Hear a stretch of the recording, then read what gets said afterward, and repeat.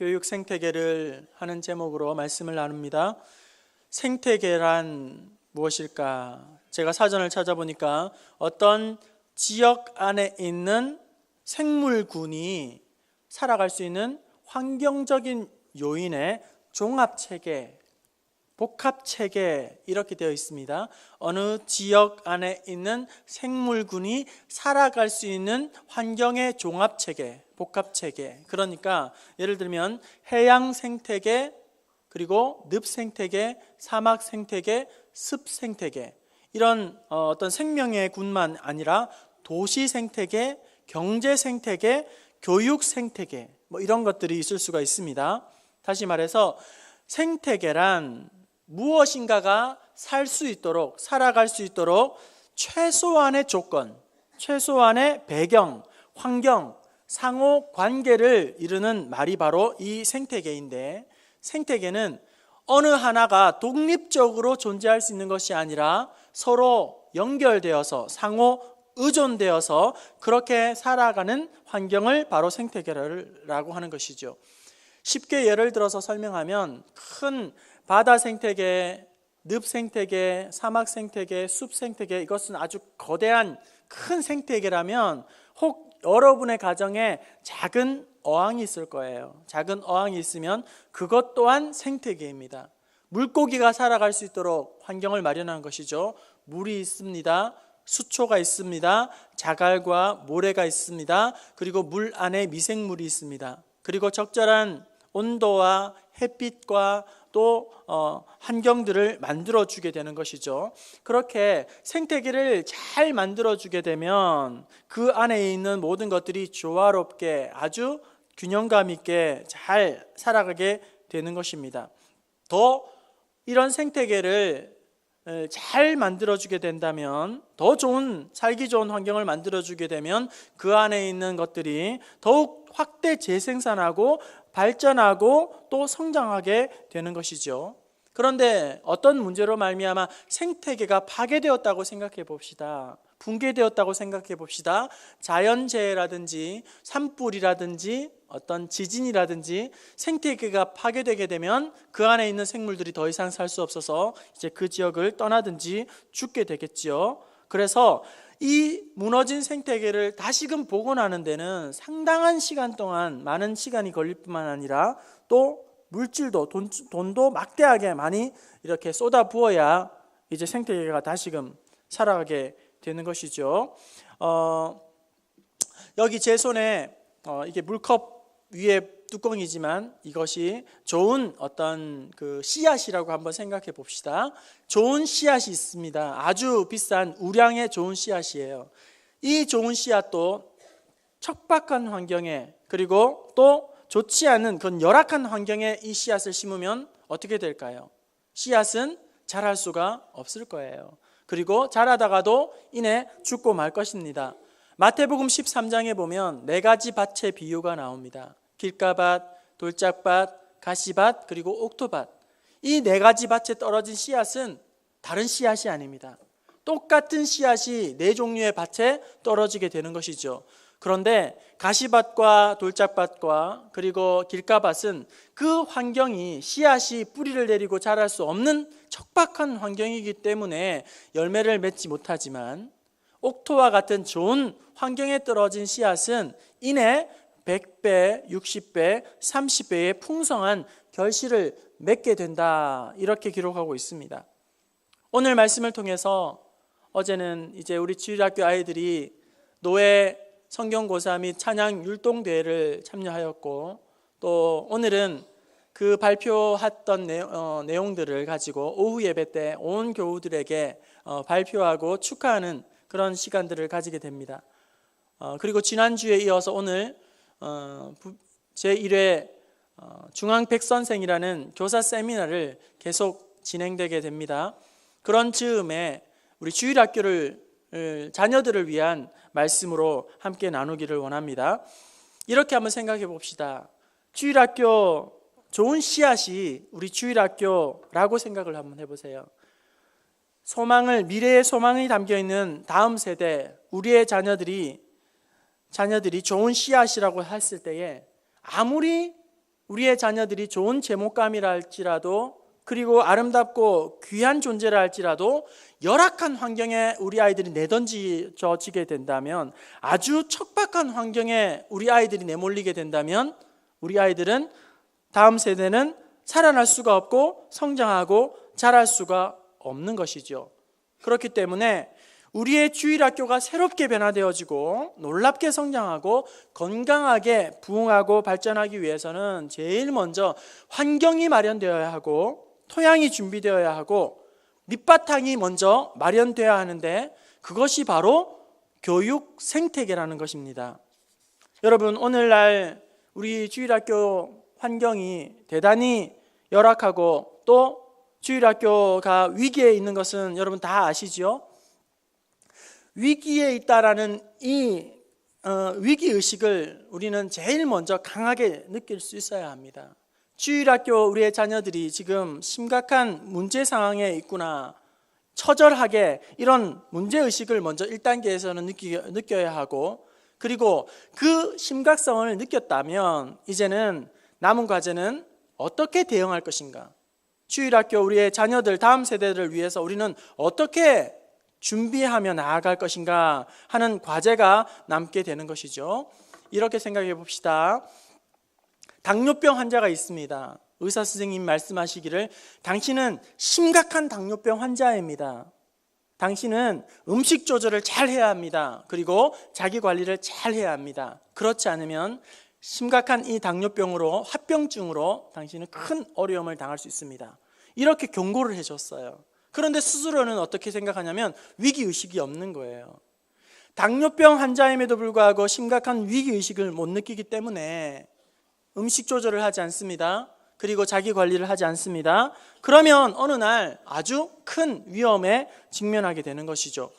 얼마나 심각하게 그 문제를 받아들이느냐에 따라서 그는 이제 절제할 것입니다. 삶의 패턴을 바꿀 것입니다. 제가 먼저 살던 그 지역에서 제 바로 집 앞에 아파트 공사가 진행되었어요. 1년 반 동안 아파트 공사가 진행되는데 얼마나 시끄러운지 정말 힘들더라고요. 새벽부터 밤 10시까지 어떤 작업을 해야 그 다음날 또 시간을 벌고 하는 거니까, 야, 공사장 옆에는 살 곳이 못 되구나. 제가 그때 참 처절하게 생각을 했었는데요. 어느 날 그 공사장 옆을 지나가는데 안전 펜스에 이런 글씨가 있었습니다. 위험을 보는 것이 안전의 시작입니다. 그러니까 위험을 보는 것이 안전의 시작입니다. 이 문구를 보면서 제가 그렇다, 무릎을 탁 치면서 빨리 메모지를 꺼내서 적었어요. 여러분, 이렇게 생각해 보십시오. 공사장에 날카로운 대못이 하나 올라와 있어요. 끔찍한 일이죠. 그런데 다행입니다. 누군가의 눈에 발견되었어요. 위험을 보았습니다. 그러면 어떻게 하죠? 이 대못을 치우겠죠. 망치로 뽑든지 이렇게 눕혀서 다치지 않도록 했을 겁니다. 그런데 대못을 발견하지 못했어요. 위험을 보지 못했습니다. 그러면 어떻게 될까요? 이제 누군가는 이 날카로운 대못에 심한 이제 부상을 당하게 되겠죠. 그리고 병원으로 갈 수밖에 없을 거예요. 용접공이 열심히 용접을 하고 있습니다. 그런데 주위에 너무 인화성 물질이 많아요. 그리고 심지어는 기름과 같은 그런 물질들도 있습니다. 다행히 누군가가 그 열심히 용접하는 사람 옆에 문제가 있다는 것을 발견했어요. 그러면 어떻게 하죠? 그것들을 빨리 치워서 안전한 가운데 작업을 할 수 있을 것입니다. 그런데 그 문제의식을 느끼지 못해요. 그러면 곧 어쩌면 큰 대형 화재와 폭발 사고로 이어질 수가 있는 것이죠. 위험을 보는 것이 안전의 시작입니다. 위험을 보면 피할 수 있습니다. 하지만 위험을 보지 못하면 엄청나게 큰 위험을, 또 사고를 만나게 되는 것이죠. 오늘 우리 주일학교 아이들이 처한 현장과 상황을 바라보면서 심각한 문제의식을 우리가 느낄 수만 있다면, 심각한 위험을, 아픔을, 주일학교에 처한 이 상처를 보게 된다면 우리는 대비를 할 수 있을 거예요. 하지만 보지 못한다면 우리는 우리의 주일학교 아이들이 계속 방치되어서 믿음의 자리를 떠나가게 되고 말 것입니다.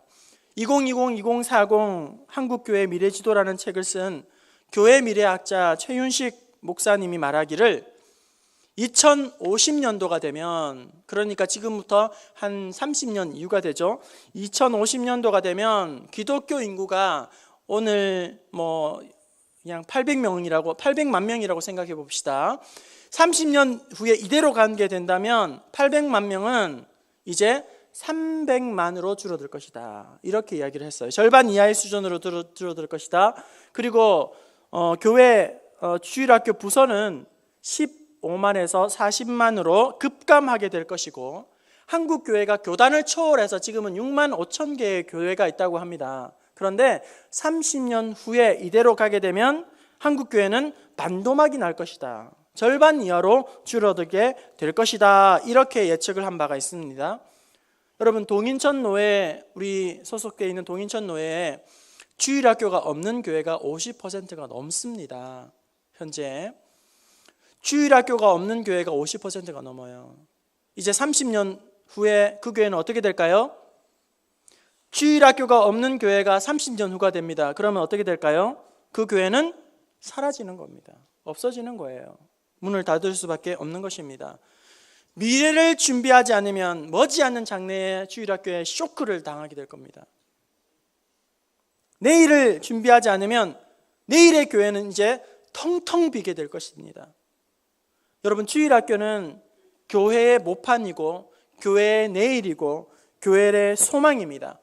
주일학교 아이들을 잃어버리면 교회는 소망이 없습니다. 내일을 잃어버리고 마는 것입니다. 지난 8월 달 저희 교육자들이 한국교회 미래 포럼이라는 세미나를 다 같이 참석했었는데요. 그때에 여러 교회들 또 연구원들이, 발제자들이 했던 한결같은 하나의 강조점은 뭐냐면, 주일학교를 위하여 특단의 조치를 취해야 한다. 주일학교 우리의 자녀들을 위해서 특단의 지원을 해야 한다. 머지않은 위기에 닥칠 위기 앞에서 비장한 각오와 그리고 준비로 대비하지 않으면 안 된다. 이렇게 그들은 한 목소리로 강조했습니다. 그냥 막연한 생각들, 어떻게 되겠지 뭐 문제 있겠어? 없을 거야. 이런 상투적이고 막연한 피상적인 그런 고민이 아니라 이제는 실제적이고 이제 구체적인 고민을 해야지만 된다는 것이에요.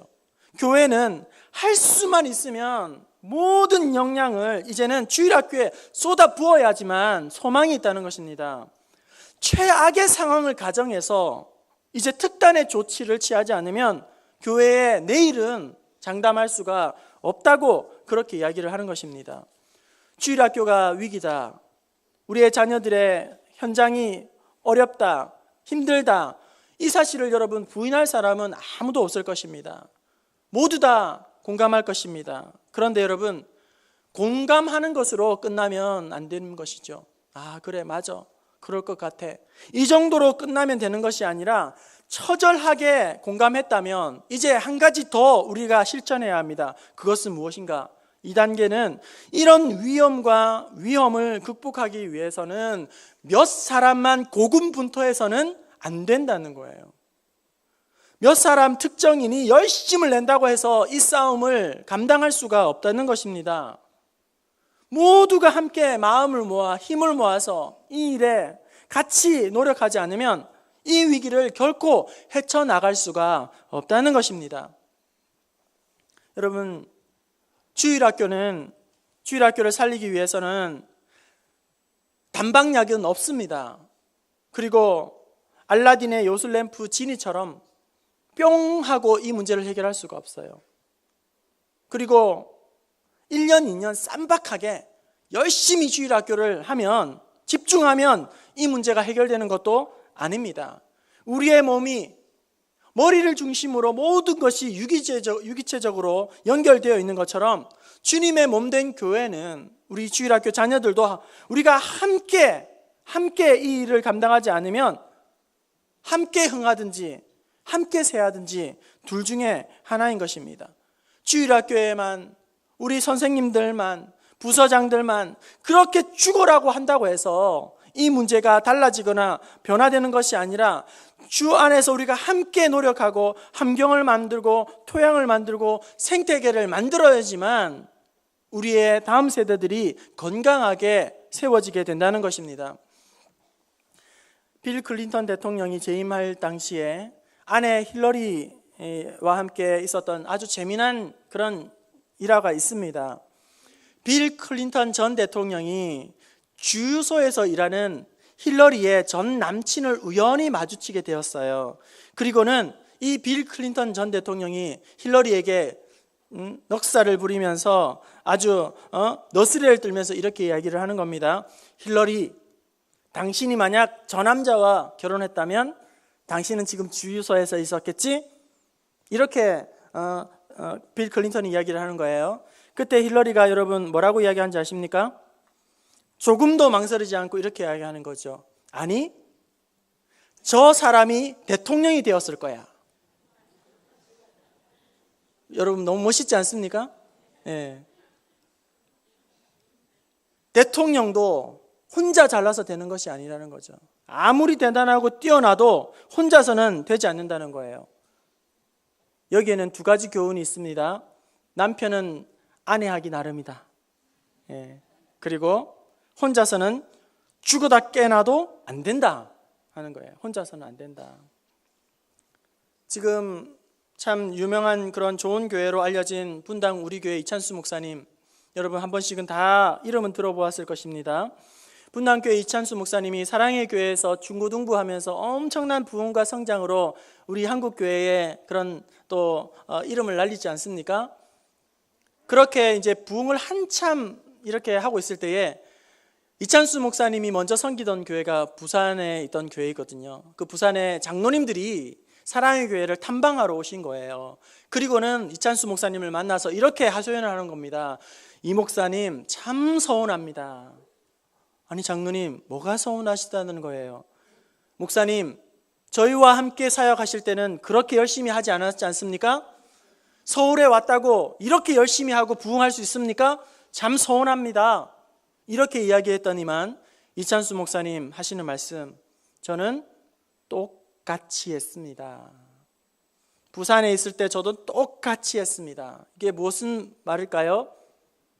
부산에 있을 때에 똑같이 열심히 했지만 그 목회자의 역량을 받아들일 준비가 안 됐다는 거예요.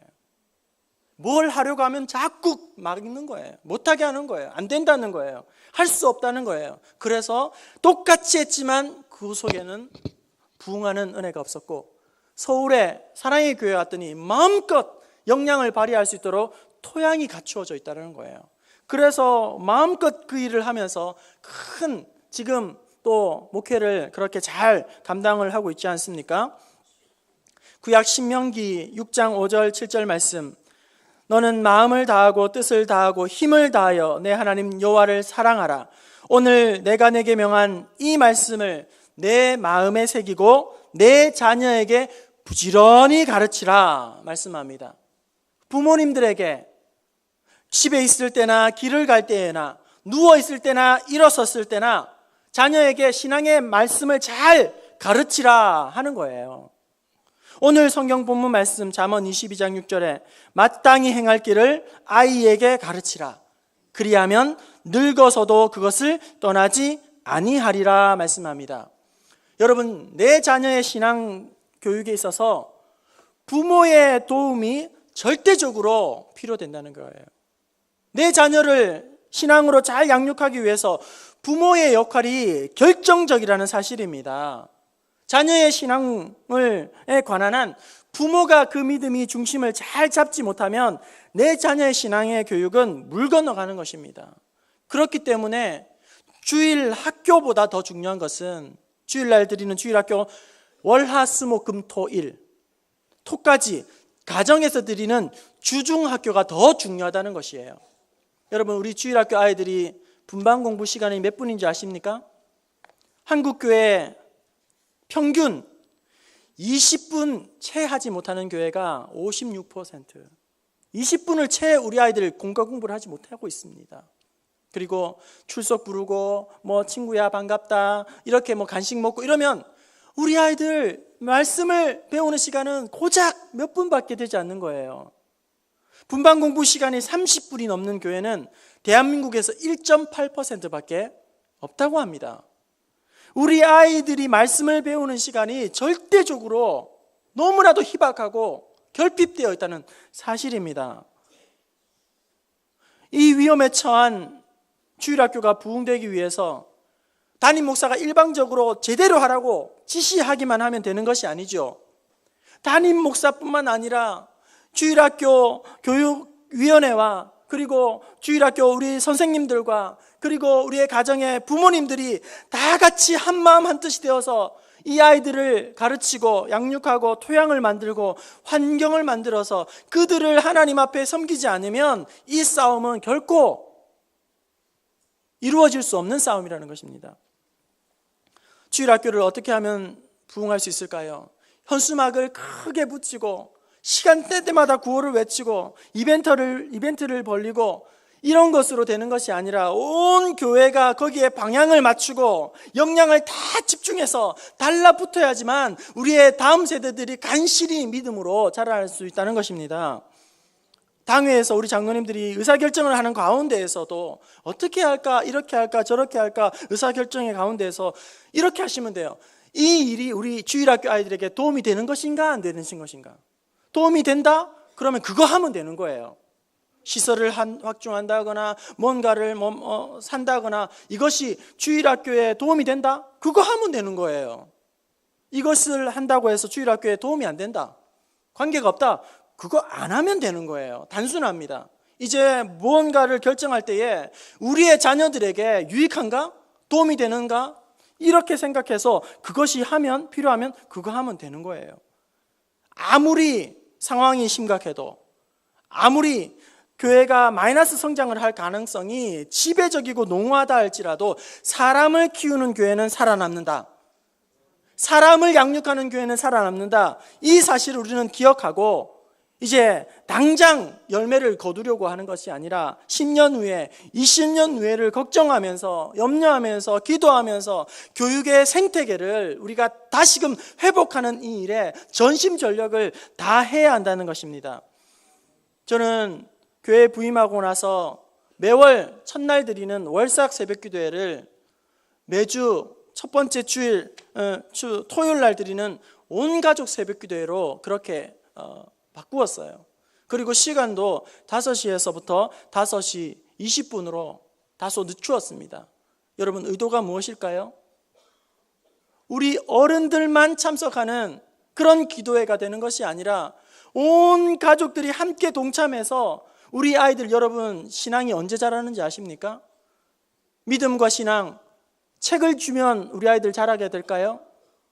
공부하고 학문으로 이론으로 머리로 그렇게 우리 아이들의 신앙이 자라는 것이 아니라 부모 곁에서 부모를 닮아가면서 부모의 신앙을 좇아가면서 그렇게 부모의 무릎에서부터 우리 아이들의 믿음이 차근차근 조금씩 믿음으로 그렇게 견고하게 자라게 되는 것입니다. 그래서 특별 새벽 기도에도 5시 20분으로 하는 이유는 평소에 365일 나오는 그런 분들은 굳이 특별 새벽 기도회가 필요 없는 분들이에요.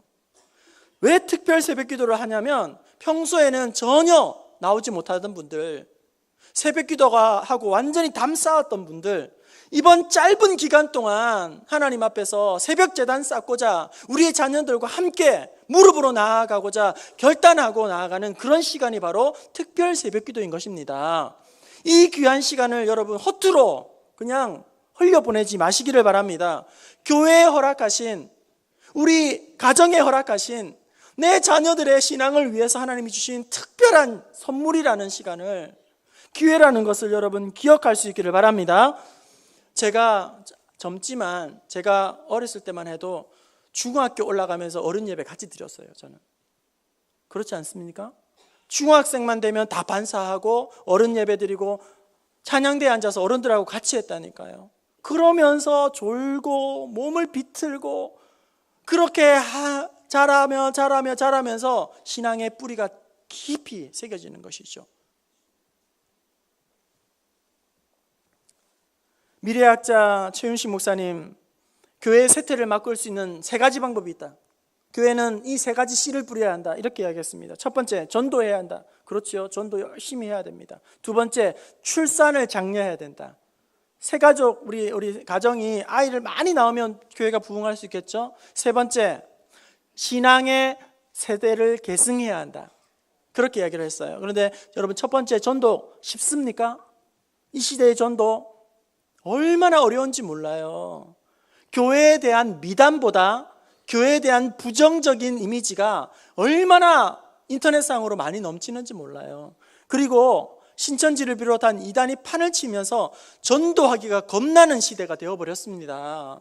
예수 믿으세요. 전도하면 우연을 가장해서 얼마나 기가 막히게 접근하지를 몰라요. 어느 집사님 통해서 저희 왔어요. 안전하다고 생각하니까 교회가 받아들이죠. 얼마나 교묘하게 교회를 들어오는지 모릅니다. 이 시대의 전도가 무서운 시대가 되었어요. 전도 힘든 시대 됐습니다. 그리고 출산 장려요. 나라에서 수조 원을 쏟아부어도 우리나라 출산율이 조금도 올라가지 않습니다. 나라도 해결하지 못하는 것을 교회가 어떻게 출산을 장려할 수 있을까요? 그렇다면 전도도 힘들고 출산 장려도 힘들면 남은 것은 무엇입니까? 신앙의 대를 계승을 하는 거예요. 그래서 최윤식 목사님은 이렇게 이야기했습니다. 당신의 자녀들만 잘 가르쳐도 주일학교는 당장 2배로 부흥한다. 여러분, 그렇지 않습니까?